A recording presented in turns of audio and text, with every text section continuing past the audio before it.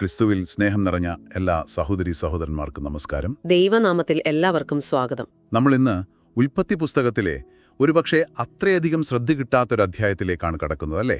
36-ാം അധ്യായം. ശരിയാണ്. സാധാരണ നമ്മൾ യാക്കോബിന്റെയും അവന്റെ മക്കളുടെയും പിന്നെ ഉടമ്പടിയുടെയും ഒക്കെ വഴിയെ പോകുമ്പോൾ ഈ 36 ഏശാവിന്റെ കഥ അതൊരു സൈഡ് ട്രാക്ക് പോലെ തോന്നും.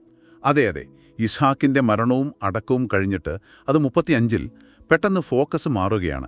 യാക്കോബിന്റെ തെരഞ്ഞെടുത്ത വംശത്തിൽ നിന്ന് മാറി ഇരട്ട സഹോദരനായ ഏശാവിലേക്ക്. ഏശാവ്, അതായത് ഏദോം, ചുവന്നവൻ എന്നർത്ഥം വരുന്ന പേര്. അവൻ കെനാൻ വിട്ടുപോകുന്നു, തന്റെ കുടുംബവും സ്വത്തുമൊക്കെയായിട്ട് തെക്ക് ഭാഗത്തേക്ക്, സേയീർ പർവ്വത പ്രദേശത്തേക്ക്. യാക്കോബിന് ദർശനങ്ങളും ദൈവവുമായുള്ള മൽപ്പിടുത്തവുമൊക്കെ കിട്ടിയെങ്കിൽ ഇവിടെ ഏശാവിന്റെ കഥയിൽ എന്താ കാണുന്നത്? പ്രധാനമായും പേരുകളാണ്. ഗോത്രത്തലവന്മാരുടെ പേരുകൾ, പിന്നെ രാജാക്കന്മാരുടെ പേരുകൾ. അതെ, ഒരു നീണ്ട ലിസ്റ്റ്. പക്ഷേ ഈ ലിസ്റ്റിന് പിന്നിൽ ഒരു വലിയ സന്ദേശമുണ്ട്. അതാണ് നമ്മളിന്ന് ശ്രദ്ധിക്കാൻ പോകുന്നത്. എന്താണത്? ഈ പേരുകൾക്കപ്പുറം ദൈവം നമ്മളോട് എന്താ പറയാൻ ശ്രമിക്കുന്നത്? പ്രധാന ആശയം ഇതാണ്: ദൈവത്തിന്റെ കൃപ പക്ഷപാതമില്ലാത്തതാണ്. അത് നമ്മൾ വിചാരിക്കുന്നതിലും എത്രയോ വലുതാണ്. യാക്കോബിന്റെ വംശത്തിന് മാത്രമല്ല ദൈവം പ്രാധാന്യം കൊടുത്തത്. ഒരുപക്ഷെ രണ്ടാമൻ എന്ന് നമ്മൾ കാണുന്ന ഏശാവിനെയും അവന്റെ തലമുറയെയും ദൈവം പരിഗണിച്ചു. അവരെ ഒരു ജനതയാക്കി, ഒരു രാജ്യമാക്കി വളർത്തി. അത് വളരെ ആഴത്തിലുള്ളൊരു ചിന്തയാണ്. ഒരാൾക്ക് കിട്ടുന്ന അനുഗ്രഹം മറ്റൊരാൾക്ക് നഷ്ടമല്ല. ദൈവത്തിന്റെ വലിയ പ്ലാനിൽ എല്ലാവർക്കും അവരവരുടെ റോളുണ്ട്. തീർച്ചയായും. ആ ഒരു തിരിച്ചറിവോടെ നമുക്ക് ഈ അധ്യായത്തിലേക്ക് നോക്കാം. ആദ്യം തന്നെ, എന്തിനാണ് ഏശാവ് കെനാൻ വിട്ടുപോകുന്നത്? ഉൽപ്പത്തി 36:7 യാക്കോബിനും ഏശാവിനും അത്രയധികം കന്നുകാലികളും സമ്പത്തുമുണ്ടായി. അവർക്ക് ഒരുമിച്ച് താമസിക്കാൻ കെനാൻ ദേശത്ത് സ്ഥലമില്ലാതായി. ശരിയാണ്. ശ്രദ്ധിക്കേണ്ട കാര്യം, അവിടെ ഒരു വഴക്കോ തർക്കമോ ഉണ്ടായതായി പറയുന്നില്ല. ഏശാവ് സ്വയം മാറിക്കൊടുക്കുകയാണ് സഹോദരനു വേണ്ടി. അതെ, അത് ഏശാവിന്റെ ഒരു പ്രത്യേകതയായി കാണാം. ഒരു പരുക്കൻ സ്വഭാവക്കാരനായിരുന്നു, വേട്ടക്കാരനായിരുന്നു. ഒരുപക്ഷെ കൂടുതൽ തുറസ്സായ, കാഠിന്യമുള്ള സ്ഥലങ്ങൾ അവനിഷ്ടമായിരുന്നിരിക്കാം. സേയീർ അങ്ങനെയൊരു സ്ഥലമാണ്. പാറക്കെട്ടുകൾ നിറഞ്ഞ കുറച്ചു വിജനമായ പ്രദേശം. പക്ഷെ ഈ വേർപിരിയൽ സമാധാനപരമായിരുന്നു എന്നത് നമ്മൾ ഓർക്കണം. കുടുംബങ്ങളിൽ സ്വത്തിനു വേണ്ടി എത്ര തർക്കങ്ങളുണ്ടാകുന്നു, അല്ലേ? ഇവിടെ അത് കാണുന്നില്ല. അത് തന്നെ ഒരു വലിയ പാഠമാണ്. ജീവിതത്തിൽ ചിലപ്പോൾ വേർപിരിയലുകൾ അനിവാര്യമാകും. പക്ഷെ അത് സമാധാനപരമായി ചെയ്യാൻ സാധിക്കും. ദൈവം രണ്ടുപേർക്കും വഴി തുറന്നുകൊടുത്തു. ഇനി ഏശാവിന്റെ കുടുംബം, ഭാര്യമാരെക്കുറിച്ച് പറയുന്നുണ്ടല്ലോ. ഉണ്ട്. കനാനിൽ നിന്നുള്ള സ്ത്രീകളായിരുന്നു അവർ. ഹിത്യനായ ഏലോന്റെ മകൾ ആദ, ഹിവ്യനായ സിബെയോന്റെ മകൾ ഒഹോലിബാമ, പിന്നെ ഒരാൾ കൂടെയുണ്ട്. ആര്? ഇഷ്മായേലിന്റെ മകൾ ബാസമത്ത്, അബ്രഹാമിന്റെ മകനായ ഇഷ്മായേലിന്റെ മകൾ, അതായത് ബന്ധു കൂടിയാണ്. ശരി. അപ്പോൾ ഈ ഭാര്യമാരിൽ നിന്നാണ് പുത്രന്മാരുണ്ടാകുന്നത്. ആദായിൽ എലിഫാസ്, ഒഹോലിബാമായിൽ 3 പേർ: യെയൂഷ്, യാലം, കോരഹ്, പിന്നെ ബാസമത്തിൽ റെയൂവേൽ. അതെ, ഈ 5 പുത്രന്മാർ. അവരിലൂടെയാണ് ഏദോം എന്ന ജനത വളരുന്നത്. വാക്യം 10 മുതൽ 19 വരെ നോക്കിയാൽ അവരുടെ മക്കളുടെ, അതായത് ഏശാവിന്റെ പേരക്കുട്ടികളുടെ ഒരു ലിസ്റ്റ് കാണാം. ഏകദേശം 36 പേരക്കുട്ടികളെങ്കിലും ഉണ്ടായിരുന്നിരിക്കണം. 36 പേരക്കുട്ടികൾ, അതൊരു വലിയ സംഖ്യയാണ്. ഒരു വംശം തന്നെ രൂപപ്പെടുകയാണ്. പെട്ടെന്നായിരുന്നു ആ വളർച്ച. ഒരു ജനതയുടെ, ഒരു രാജ്യത്തിന്റെ അടിത്തറ അവിടെ ഇടുകയായിരുന്നു. അങ്ങനെയാണ് അവർ സേയീരിലെത്തുന്നത്. പക്ഷേ അവിടെ നേരത്തെ ആൾക്കാരുണ്ടായിരുന്നല്ലോ. ഹോര്യർ, ഗുഹാവാസികൾ എന്ന് പറയുന്നുണ്ട്. ശരിയാണ്, സേയീരിലെ ആദിമ നിവാസികൾ. ഏശാവും മക്കളും വന്നപ്പോൾ ഈ ഹോര്യരെ അവിടെ നിന്ന് നീക്കി ആ ദേശം കൈവശപ്പെടുത്തി എന്നാണ് ആവർത്തന പുസ്തകത്തിൽ നമ്മൾ വായിക്കുന്നത്. അത് അന്നത്തെ കാലത്തെ ഒരു രീതിയായിരുന്നു, അല്ലേ? ശക്തരായവർ വന്ന് താമസമുറപ്പിക്കുന്നു. ഹോര്യരുടെ കാര്യം ഒരു അടിക്കുറിപ്പ് പോലെയായി, സ്വന്തം നാട്ടിൽ നിന്ന് പോകേണ്ടി വന്നവർ. അതെ, പക്ഷെ ദൈവം അവരെയും മറന്നില്ല. അവരുടെ പ്രഭുക്കന്മാരുടെ പേരുകളും, ലോധാൻ, ശോഭാൽ, അങ്ങനെ ഈ അധ്യായത്തിൽ തന്നെയുണ്ട്. വാക്യം 20-30. അത് ശ്രദ്ധേയമാണ്. ശരിയാണ്, ദൈവം ആരെയും എഴുതി തള്ളുന്നില്ല. അപ്പോ ഏശാവിന്റെ മക്കളും പേരക്കുട്ടികളും അധികാരത്തിലേക്ക് വരുന്നു. അവരെ പ്രഭുക്കന്മാർ എന്നാണ് വിളിക്കുന്നത്. അതെ, എബ്രായ പദം അലൂഫ് എന്നാണ്. അലൂഫ്? Aloof aloof. അലൂഫ് ഗോത്രത്തലവൻ അല്ലെങ്കിൽ ഒരു നാടുവാഴി എന്നൊക്കെ അർത്ഥം വരും. എലീഫാസിന്റെ മക്കൾ തേമാൻ, ഓമാർ, സെഫോ തുടങ്ങിയവർ. റിയൂവേലിന്റെ മക്കൾ ഒഹോലീബാമായുടെ മക്കൾ. ഇവരെല്ലാം ഓരോ ഗോത്രത്തിന്റെ തലവന്മാരായി. അപ്പോ അതൊരു ചിതറിയ കൂട്ടമായിരുന്നില്ല. വ്യക്തമായൊരു സാമൂഹിക ഘടന അവിടെ ഉണ്ടായിരുന്നു. ഓരോരുത്തർക്കും അവരവരുടെ കീഴിൽ ആളുകളും പ്രദേശവും.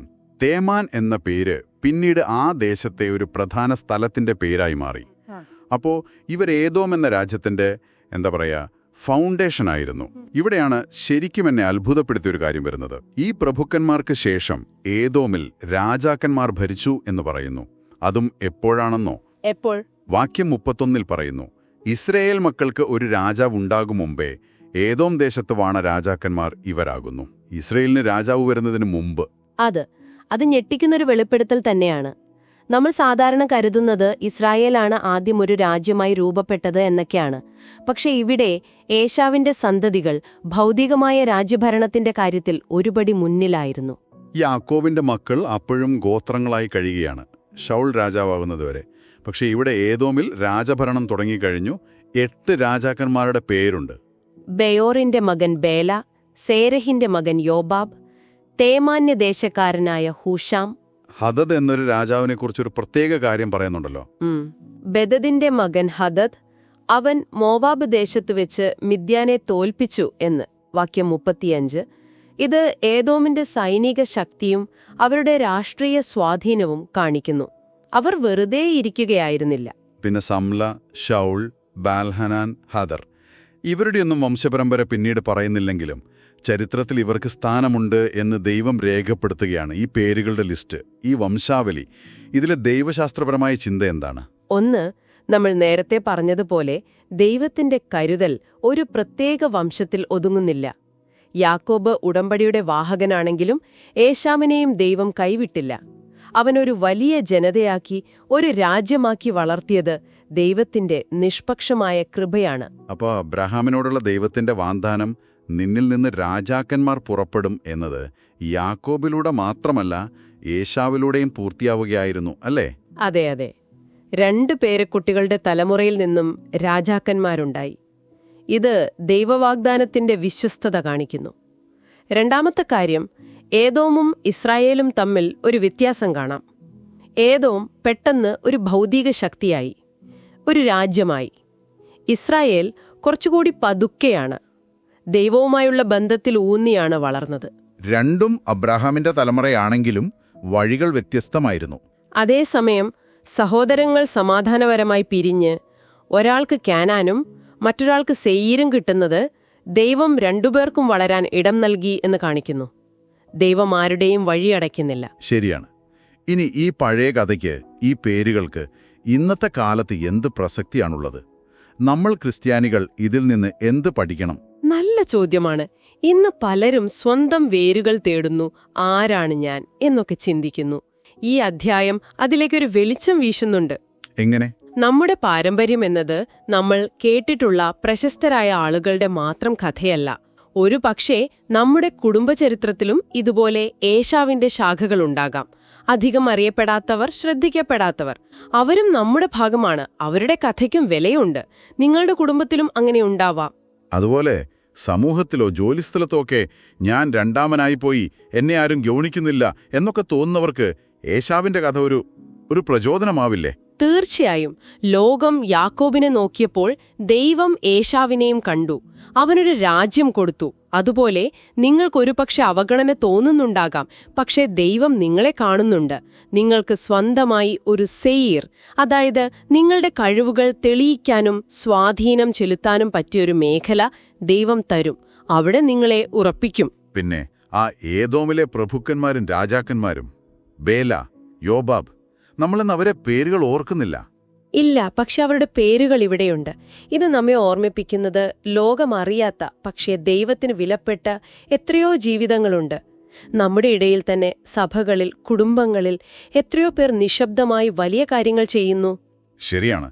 ഒരുപക്ഷെ ഒരു അമ്മായി ഉണ്ടാക്കുന്ന ഭക്ഷണത്തിന്റെ രുചി, അല്ലെങ്കിൽ ആരും കാണാതെ പ്രാർത്ഥിക്കുന്ന ഒരാൾ. അതെ, അവരുടെ പേരുകൾ ഒരുപക്ഷെ ചരിത്രത്തിൽ വരില്ല, പക്ഷേ ദൈവത്തിന്റെ പുസ്തകത്തിലുണ്ട്.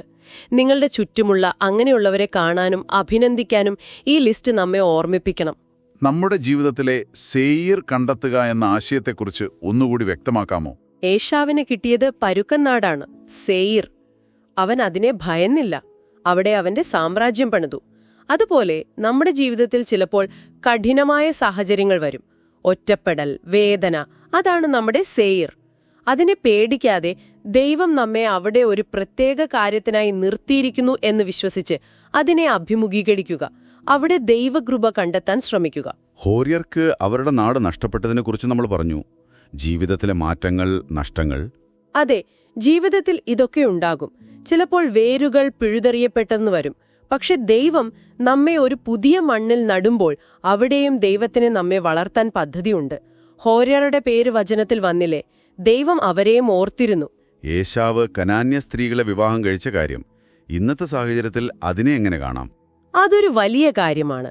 നമ്മളിൽ നിന്ന് വ്യത്യസ്തരായവരെ, അന്യർ എന്ന് ലോകം പറയുന്നവരെ സ്നേഹിക്കാനും ഉൾക്കൊള്ളാനുമുള്ള ആഹ്വാനമായി കാണാം. ക്രിസ്തു പഠിപ്പിച്ചത് അതാണ്. നമ്മുടെ വൃത്തത്തിനു പുറത്തുള്ളവരെ സഹോദരങ്ങളായി കാണാൻ ഇത് നമ്മെ സഹായിക്കണം. നിങ്ങൾക്കത് എത്രത്തോളം സാധിക്കുന്നുണ്ട്?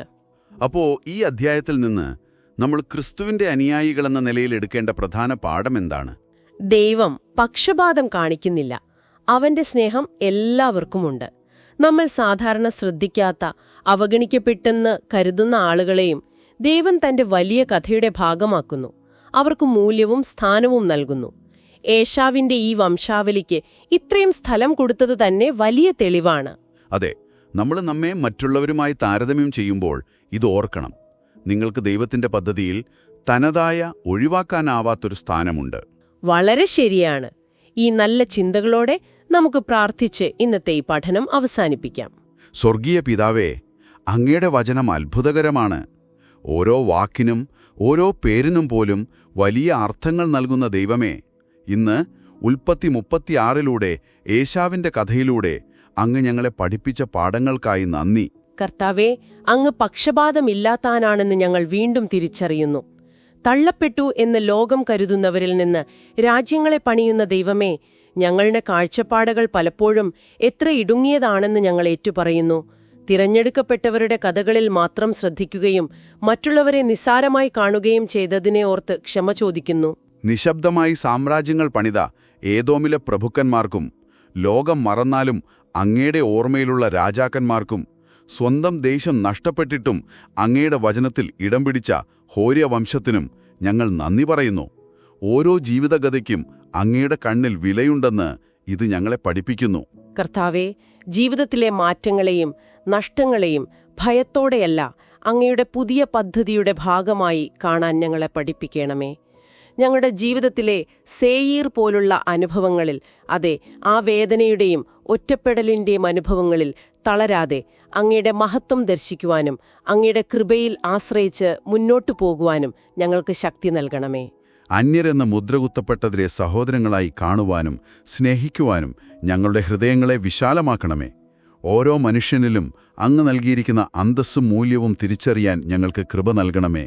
താരതമ്യത്തിന്റെ ലോകത്തിൽ ഓരോരുത്തർക്കും അങ്ങയുടെ പദ്ധതിയിൽ തനതായ സ്ഥാനമുണ്ടെന്ന് ഓർമ്മിപ്പിക്കണമേ. ഓരോ ഏശാവിനെയും അങ്ങ് സ്നേഹിക്കുന്നുവെന്നും ഓരോ വ്യക്തിക്കും അങ്ങയുടെ രക്ഷാകര പദ്ധതിയിൽ ഇടമുണ്ടെന്നും ഉറപ്പോടെ വിശ്വസിക്കുവാൻ ഞങ്ങളെ സഹായിക്കണമേ.